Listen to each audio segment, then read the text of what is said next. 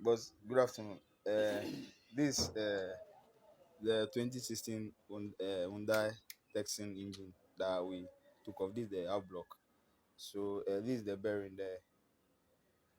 So this was the one that was worn out, and this was what took us to like taking off the cylinder one piston. We saw that when we took off the cap from it, we saw that it was worn out and has affected the crankshaft itself.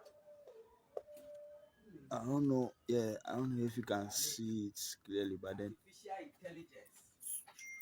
so